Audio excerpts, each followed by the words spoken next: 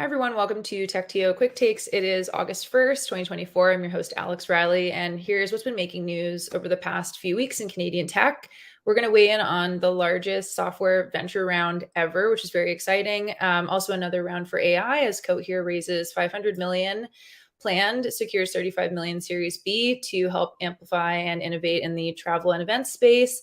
And Arcadia Group secures a big payout for more acquisitions. And your favorite person, Alex Norman, is here to break it all down. How are you? I thought someone else was coming on stage. Thanks for saying. I don't know who's favorite person. Maybe my sons or daughters, but not I often. think people always love to hear your opinions and your perspective and what you have to weigh in on. So I think everyone can agree we're excited that you are joining us and again, weigh in on just all this news. And it's very exciting and feeling very optimistic, especially about this first headline. Well, I'd say generally it's 4 large rounds. We haven't had a chance to talk about 4 large rounds in quite a while. Yeah, and I know just briefly we were talking offline about this, and just in Canada, I think previously the largest round we saw was 1Password, and then before that, Simple. Obviously, correct me if I'm wrong, but I believe that right. Is accurate. Yes. So largest Canadian software venture round ever, which is cool. So for those that don't know what we're talking about, just what is the news there? So Vancouver-based Clio announced a round last week of 900 million USD on a 3 billion pre-money valuation. And like you said, this is the largest single round raised by a Canadian software company that we know of. And just a few more details, because obviously this is a really big deal while we're talking about this. So what's interesting here is a couple things. First, the investors in this round were all net new investors. It was led by NEA, which is a famous tier 1 VC firm out of the States, with participation from Goldman Sachs Asset Management, Sixth Street Growth, Capital G, which is related to Google Ventures or Google, and Tidemark. And a large portion, and we don't know how much of this, was for secondary shares as opposed to primary shares. And a reminder, secondary shares are when current investors, employees, and founders are selling their shares and the money's not being invested in the company to use. And, if you go through statements by the company, this is actually not that surprising. Apparently, it looks like they had, before this round, they already $100 million USD on the balance sheet. Yes. Okay. So just with the last statement you made, obviously it doesn't sound as though they needed to raise necessarily. So just why raise and why raise now? Well, this company started a long time ago. And we can get into that a bit later. So employees and investors, employees get compensated with stock options or shares or RSUs, depending on how it's structured, but they have a non-cash component, which is equity. And investors invest to eventually get a return. So it's great to provide liquidity for investors to get the return, and also for other stakeholders like employees, so they can see the rewards of working there. And it's interesting. Lots of companies will debate, should we give secondaries? Maybe if we give too much secondary, the employees won't be as motivated. The flip side is, hey, maybe someone can finally buy a house in Vancouver, takes a bit less stress, they can focus more on investing. But you can debate either way. If employees should get secondaries while they work there, how much should the secondaries be? But I think overall, it's a good thing for the company. It's a good thing. My belief, it's a good thing for the company. It's a good thing for the employees, and it's a good thing for the ecosystem. And this group of investors are later stage investors that have taken a lot of companies public. So Clio may see some strategic advantage to have the support before they go public, because they might stay as they might stay as investors once they go public. So it's good to have companies that are long-term holders, but also they can help guide Clio's management team and prepare them to go public. So there's a value in that, because the worst thing is to go public and see your shares trade down, and or not have the muscles and the skills to be a public company, because there's a difference between being a private founder and a public CEO. And just like to maybe give a refresher, because obviously just in terms of what they do, I don't think we talk about this kind of product or software very often. So what does Clio do? And also, how are they able to raise so much? Because we do talk about this all the time, that like we're just not seeing large rounds like this come together. So how could they make this happen? So first of all, I'd like to say, I think Clio is one of the least discussed major victories in the Canadian ecosystem. I feel in Vancouver they're better well known, but I think Yeah. if you were to go do a poll, and maybe we should do a poll about this, is how many people were aware of Clio or knew what they did before we had this conversation. My guess is less than 15% of the people in the ecosystem, which is a shame. So, and maybe it's because they've just quietly gone about building their business. Now, what did they do? They provide a cloud-based operating system for legal firms. They monetize via a SaaS revenue model, plus a marketplace or platform that where third-party developers build additional software for law firms. So maybe the analogy here is you got Shopify, which builds, builds software for e-commerce and then has a marketplace. This is the same thing, but for legal firms. Clio's growing fast. It's profitable, and they have over 200 million USD of ARR.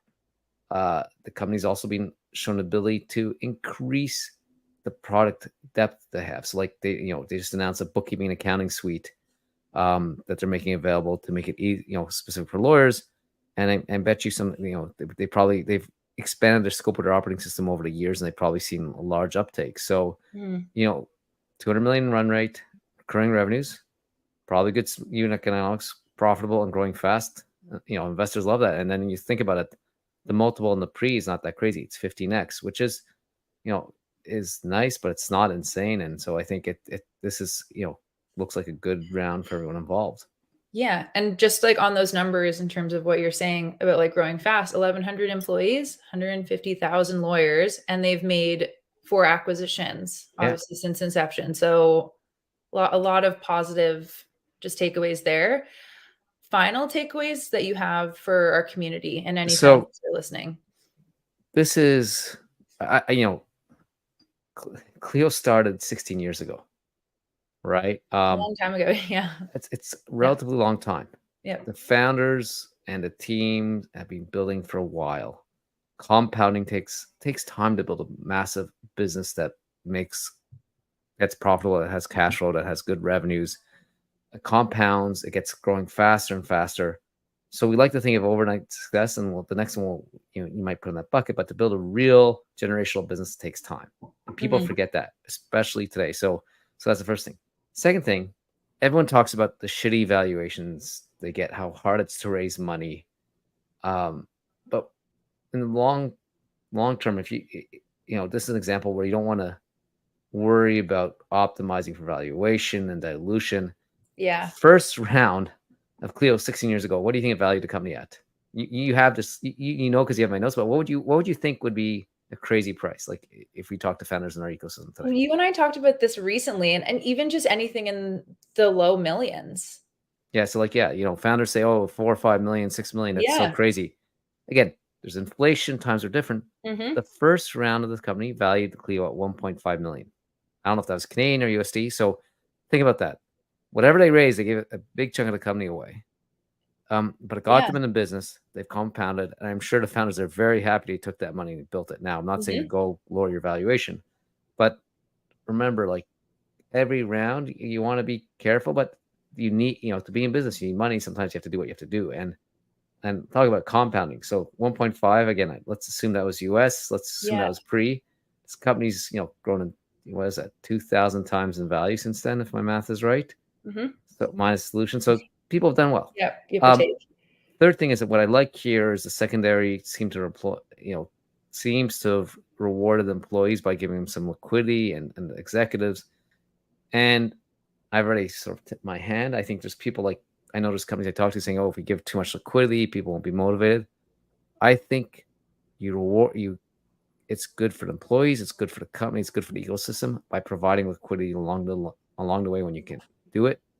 I think cost of living in Canada and our big cities is expensive. And if you can make employees see the upside in what they built earlier, and they can get, make their life a bit easier financially, it's a huge win for the companies, it's a huge win for the employees, and a huge win for the ecosystem. So this is takeaways. Sometimes are very short focus. These are 3 long-term focuses. Takes a long time to build a company. Get in business. Don't worry about, get the round done so you can start, and then reward your employees along the way.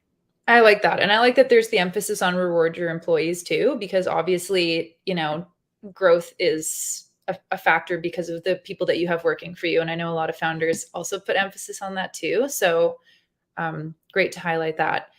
As we said, we're talking about many large rounds in this episode today. So just moving along for our next headline. Again, AI, we're talking about it pretty often with raises, and another one here with Cohere, and just their $500 million raise. So Yeah, that's again, the small raise. Well, no, yeah, a we're small going one to for unfortunately keep getting smaller. sure. Look, I mean, smaller in comparison to the first headline, but yes, well, definitely not a small one. So just what's more of the news there? so contrast, it's a 500 million USD round. The valuation's higher at 5.5 billion USD.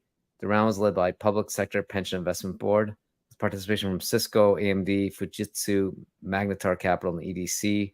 So what's interesting here is, again, just you look at the previous one, the Clio one, it's typical VC, and then public market investors that are trying to invest in private companies before they go public. Yep. Here it's a pension plan, corporate investments in a crown corporation. So different investors, different valuation. It's an interesting contrast. Yeah, and well, just again, like a little bit of a similarity here, and just kind of the follow up question I had in the Clio headline, which again valued at 5.5 billion US dollars. Like, why do they need to raise again? Also, just comparing the two. So again, why do they raise? So this is again just contrast. Yep. Clio has a profitable business. Assume it's cash flow positive. Maybe I'm right, maybe I'm wrong, but assume it's cash flow positive, because usually stock options hurt your profitability. So if they're profitable, they should be cash flow positive. Cohere is competing in a very competitive space where it's all about getting mind share and growth, and it's expensive to build. Building an LM requires compute, data, and very expensive talent. The engineers, everyone's competing for engineers. There's not a lot of people with deep experience here, so you pay top dollars for those engineers. Compute, there's a reason NVIDIA has shot up in valuation so much, so you have to buy the chips. That's expensive. And to a certain extent, getting data. So you've got a business which has a potential to be massive and scale incredibly fast, but the upfront capital investments that are needed to be relevant are very expensive. So no clue what their burn is, but I'm sure it's in the 9 figures a year, if not more. I think we saw recently the information claimed that OpenAI was burning 5 billion a year. So I assume it's not 5 billion, but let's say even it's 10% of that, you just got you're burning through 500 million a year. So it's interesting. Yeah, it is interesting. And I briefly mentioned just the valuation, like why such a high valuation. Let's go look at the valuation and who's participating around and what incentives they may have. So again, from public sources, the growth seems to be decent. 13 million to 35 million run rate over the past 6 months.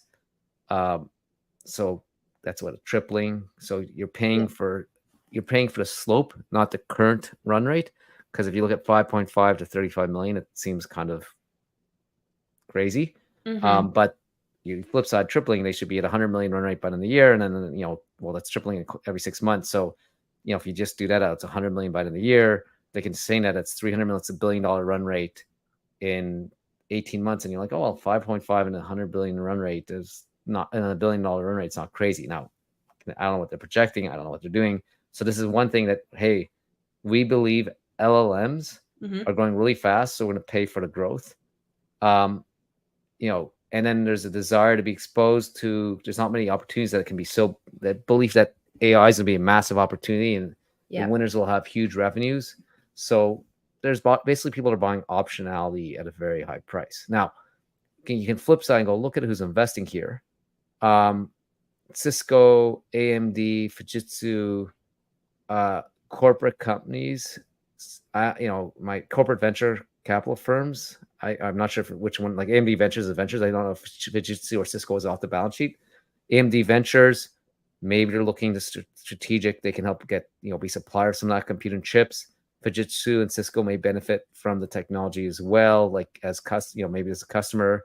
EDC is a crown corporation which is helping export, so they want returns, but also have a desire to say they're helping Canadian companies export.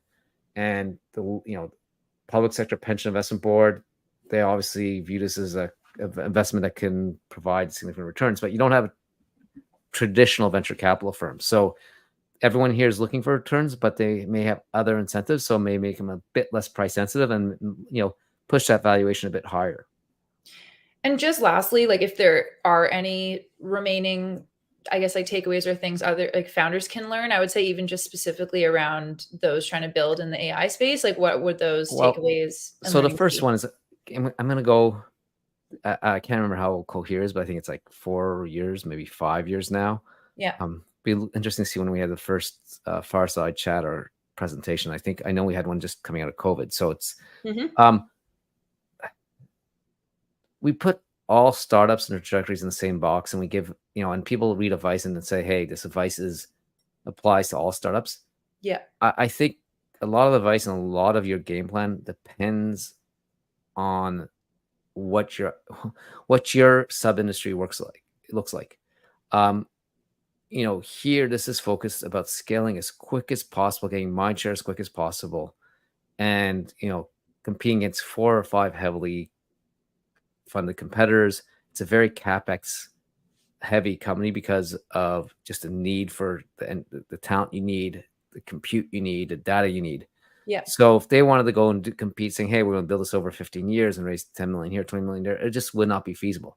So your funding strategy, your growth strategy should reflect the needs of what you're doing in a market you're competing in. And I think often founders forget that. I think people that give advice to companies often forget that. The advice here at this point for Cohere, given strategic advice to them or the same strategic advice to Clio, would be wrong for one of those companies. I think the other thing is, lots of people complain that we have not, Canada has been sort of like the source of lots of the current AI revolution, and we haven't capitalized on it. Yeah. I think we're really bad at forgetting what we're doing. Yes, OpenAI and Sam Altman get a lot of love, but Cohere is competing, is positioned differently, and can be a massive company. So if that happens, we're going, show we can actually commercialize it. Think of Wabi's another one we don't talk about. Yeah. But there is exciting stuff here, and I think the last thing is, the last contrast with Clio's, when you go to a hot area, you're going to compete with a lot of companies that have a lot of money, and you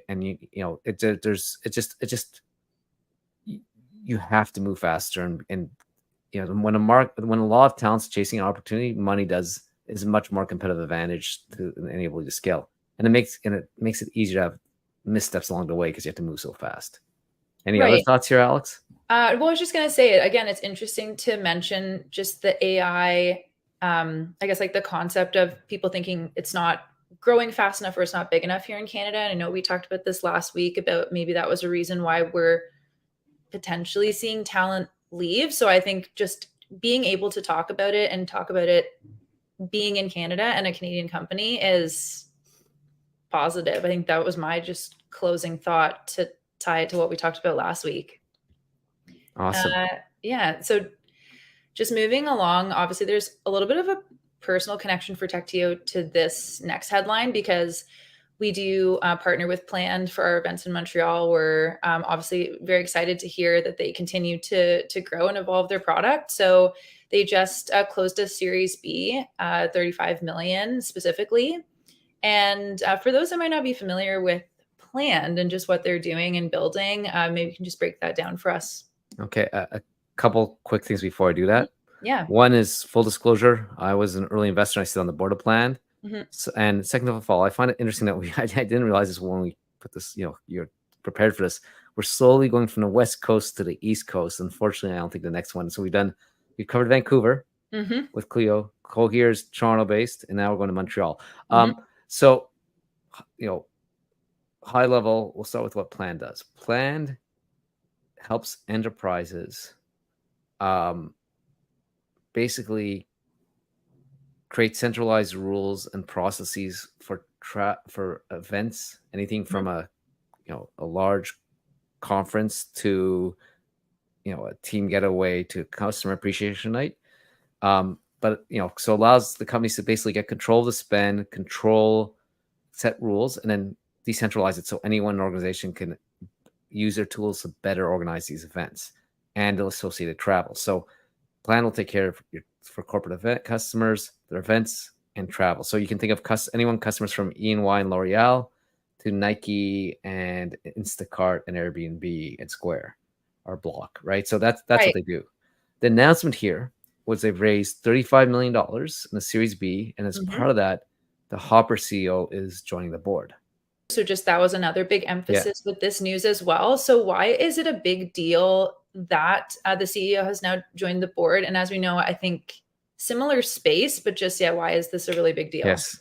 So I think there's a few things like, so Hopper is a travel company. And it's competed successfully with the majors in the market, Expedia and Travelocity and Booking.com. They're based in Montreal. They're one of the few scaled companies in Montreal right now. So you've got a CEO who's built a massive company locally in Montreal who has experience in the relevant industry and connectivity in the relevant industry. So and Fred is considered to be one of the better CEOs. So to have someone like that join a board is a strong signal that his time's extremely valuable and he can choose which boards he joins. And for him to join a relevant board locally and give his time is a significant, I think, validation for Planned. Definitely, just given even the growth you've seen out of Hopper, especially like over the last few years, we've been hearing about them. So and I'd even go further. I think Hopper's found interesting ways to expand and monetize their business. I think, you've seen that. Personally, I've seen Planned mature. You've seen them interest. There's been that creativity to that. So I think there's going to be a lot of synergies in how the Hopper, CEO, he brings to the board. And so we know just what this means for Planned, just even given where we saw them pre-pandemic and also coming out of the pandemic and just the travel and event space in general, how it was impacted by COVID. So how are they able to get here and just really come out of that in such a big way? The founders and the team have proven to be extremely resilient and extremely focused on the customer and value focused, or vision focused. Going into COVID, they were hitting all cylinders, going really fast. And you can imagine a business that focuses on events and travel during COVID. Their business kind of slowed down. And what you saw at that point is many people in the space just assumed that in-person events and connectivity would be slow to recover and pivoted to virtual events, virtual get-togethers. Planned thought about that. They said, that's not what we believe. That's not our core values. And they said, we're going to take this time to get really close to our customers and understand how we can make a world-class product and solve all their needs. Then we're going to start taking time to build this. So, and it wasn't like they were off the races once the pandemic ended, because if you remember, I try to forget, parts of Canada in the US came out. Then we had what's called Omicron, and we stopped again. So it starts and quick start, starts and pullbacks. There was just lots of waves, lots of waves. So that made it hard rolling, but the company kept in better understand their customer, better understand where the value add, better understand, and I think over time they refined who their ideal customer profile, they refined their value proposition, they built this best in class software, they've incorporated the best technology out there, they avoided stuff like, hey, we're going to be an invite for events, and they really delivered a unique value proposition for their customers, which I'd say delivers significant ROI, and there's really no one position with them. So they're starting to win those key names. They're starting to expand across those customers. And I think if you look at their logos, other companies are like, hey, these are companies we respect.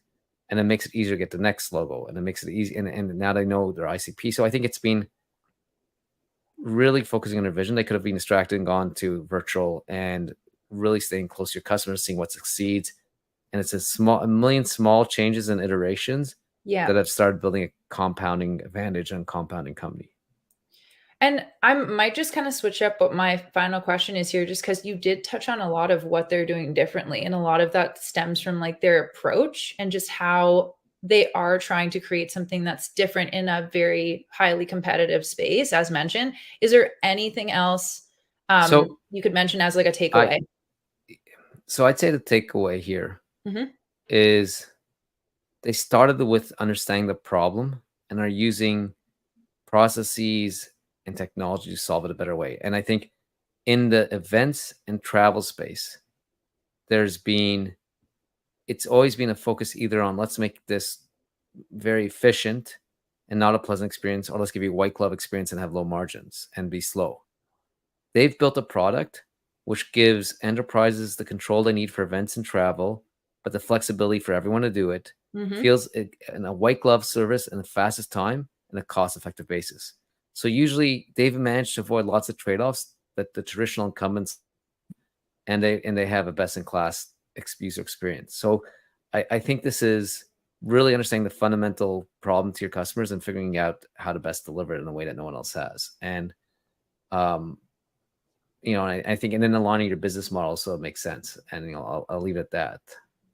Yeah, and I think again that is an important takeaway for a founder because it's always about your approach and taking a very customer centric approach, and that has truly been like a huge win for Planned and the entire team. One takeaway, Sure. in Yeah. particular. So I again, and it probably doesn't even flush out, but like I talked about understanding your ideal customer profile, and I think along the way, Plan has learned to their ideal customer profile and what works, and they've actually, they haven't been scared to fire customers. And I think the other big thing, so I think understanding your ideal customer profile and focusing on that and building a product for them is what it takes to build something that starts compounding. I think the other thing is understanding that just because your competitors are doing something and reacting to market doesn't mean it might not make the most sense. It would have been very easy. No one would blame them if they went to hosting virtual events during the pandemic. Yeah. And they probably have had some traction, but they had a belief and perception of the market based on their understanding, and they stuck to their guns. And maybe that could have been wrong, but it's been right for them. And I think it's very easy to see everyone else in the market's adding a feature or pivoting in a certain way, and that without knowing your customers to do that, and it might have a short-term bounce, but might be the right thing for the long run. Exactly. They seemingly didn't panic when a lot of companies did to try and find like alternative Yeah. ways to create revenue. Instead, they just went inward a little bit and did more of a customer focus. Again, that's I think been like one of the most important takeaways I've had from our chat about this one. Is we should probably Yes. get the founder of Plant on and ask him the same questions and see how different they are from what I Yeah, answered. I think we've had Mark Antoine on before at a TechTO talent event, and I think it was during that slowdown that they were facing during COVID. And I think it's very interesting to see the contrast. I'm sure he would have many different things to add previously to now. So it's a great idea. Maybe we'll do a follow up episode with him. The last headline of the day. So just talking about another big payout for someone else. Break it down a little bit for us, just obviously like what it is, and then we'll kind of get into more like what they're investing in and using this for. So co-headed Toronto Orlando Arcadia Group raised 243.5 million USD. What they do is they acquire vertical software as a service companies. And so again, like you just kind of explain what they are. So like what are they? I know you said vertical SaaS companies, but like what are they investing in? Like who are some of these names we might know about if they so are? Again, I don't know the names. And I think there's devils in the details. There's a few companies we've seen that have raised money to invest. So like, these guys now have, or girls have 500 million USD. They focus in investing in or acquiring bootstrap founder controlled vertical SaaS softwares in North America, Europe, Australia, New Zealand. They will invest in businesses making between 1 million to 20 million ARR. What's interesting, they'll either invest in the companies to get 50, to get a majority of the company. They'll recap it or buy out completely.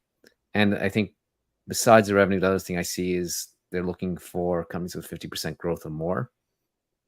And I think the other thing is, I think, I don't know, they want to, they're looking, I think these are the two founders here or ex-Constellation software directors. So the attitude they're taking here is we're not buying to flip it per se in 5-10 years, we're buying to hold it forever. Okay. And is there anything else like to add about like perhaps with this raise, like would mean, and like if there would be potentially like a shift in focus or anything like that? It's not clear, if there's a shift in focus. I think it just that it's an interesting part of the market. I think there's a belief, if I were to take a bigger macro view here, Mm-hmm. there's a belief that some people at SaaS companies may have a harder time growing than they have in the past. There's a lot of them out there. A lot of them are not getting venture scale. And a lot of companies the founders will either get tired or the investors will ask for an exit. So there's an opportunity here to acquire sub venture scale companies or invest in sub venture scale companies and get interesting returns. I don't know if they're going to do, I don't know if they're going to operate independently, if they're going to do shared offices, but like, I Okay. think there's a belief that there's an interesting opportunity in this asset class. And so they're capitalizing this, especially with their Constellation software background. Mm-hmm. Um, there's Constellation who sort of competes in this space, but it's not a fund like this or public. There's Montreal-based Valsoft, which I think raised 170 million USD. Uh, to also has a similar approach, and so it's yeah, that's sort of it's I think it's an asset class, an opportunity that's getting funded by interesting and people are willing to back people with interesting financial backgrounds here. Okay. And I mean, you had mentioned it's like Canada and US based as well, because it's here and it's also Florida. Is there anything else that's just really unique to you or just super interesting about this in particular? Nothing screams unique. I just not very familiar with the company and what Okay. acquisitions, if any, they've done. It's not a space we spend much time talking about, but I think it's a Mhm. space that's going to become more and more important over the next several years. Mhm. It adds a layer of liquidity or potential liquidity for SaaS businesses. Yeah. Um, you know, so what that, in the short run, it means, hey, I just someone, if I have a vertical SaaS software, there's someone else I can buy 50% of my company or buy the company outright. In the long run, it should mean that the market price for those are, as it gets more competitive, is more accurate. And I think I think one thing you'll see is there's a lot of, like I said, companies 5 years and 10 years in that may be looking for an exit. And I think also as more of these options start to exist, you'll see founders take a different approach how to capitalize their vertical SaaS business. Because Okay. if like there's some people that build something and say, okay, I want to be capital efficient because if I get this, 10 million revenue and growing at 50% a year, but I'm done, I can get a decent exit without having, but if I raise too much, there's no money to it. So I think what's more unique about this whole space feels like it's been growing the last few years and may grow more important over the next 5 to 10 years. Okay. And what are any just final takeaways, if you have any more that you can offer for our community? And so I think if you're looking at building a vertical SaaS business, Mm. look at what's going on here and try to say, what does the market believe about the space? Because I think the flip side is if people believe that if this is where the market's going, there might be less venture dollars for the space because people believe there's less venture outcomes. I don't necessarily agree with that, but be informed of what the market thinks. I think also if you're looking for money, you should know who these acquirers are and investors are and have them on your radar. Um, and I think it's something that we should be tracking because I think there's more and more of these players out there. It's going to change the dynamics of the tech ecosystem, and it'll Mhm. be um, I don't think it'll become extreme like the mattress area. The mattress area has like 5 companies that get traded between private equity firms, and I don't think that's going to happen. But I think we're going to see more private equity firms sell to other private equity firms. So I think it's just interesting to see what it says about the view on the ability to grow massive businesses, about how to finance these businesses. And I just think, personally, I just think vertical SaaS still has a long way to go. And I think vertical SaaS companies keeping, technology company that started like 20 years ago is always ripe for disruption if don't have the right founders at the helm or the right team at the helm. Okay. I think that's perfect. And I appreciate that I kind of threw some questions at you that maybe you didn't have like a ton of like maybe perspective on, because as you said, like you're not super familiar with, what they were That's doing. And fine. And if I'm yeah. not, if you're familiar with the private equity firms or the financial firms looking at Mhm. buying the vertical SaaS, and you have an opinion or thoughts about what's going on, email me, text me, WhatsApp me. I don't care. Do it to Reilly. It's like I said, Yep. it's a space that we've seen emerge, but we don't have expertise on. Not that we have expertise in everything we talk about. So we're always happy to hear from the audience or someone Yeah. the audience knows. Yeah. And we're also happy to be told that we were wrong or you disagree with anything that we said. So yeah, as Alex said, please reach out to What are you, us. my kids? My kids are always telling me I'm wrong. Don't worry, I get told I'm wrong a lot too. It's how we learn and how we just curate better content for our audience. So yeah, please fire away. I loved what we talked about today. It is nice to see a bit of positivity emerging amongst the multitude of things we've seen recently across the ecosystem. Before we go, just a few events that I want to just touch on quickly. So we have another event at the Creative School at TMU on August 12th. Our last one on July 22nd had an amazing turnout and a really great response. So please come check that out if you're interested.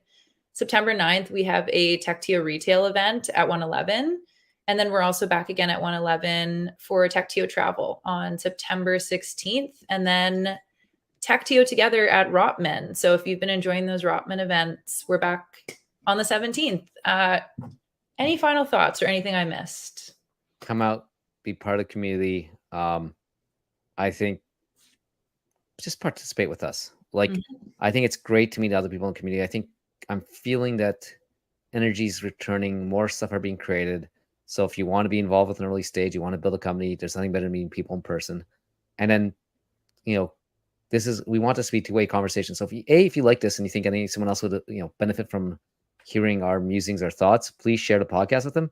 And if you think there's something we're not covering or something we're right on or wrong, let us know. This is, it's pretty lonely to be recording these. Like I like talking to Reilly, but it'd be great to hear more comments. I was just going to say, I enjoy these conversations, but yeah, it would be, again, an outside perspective is also welcome too.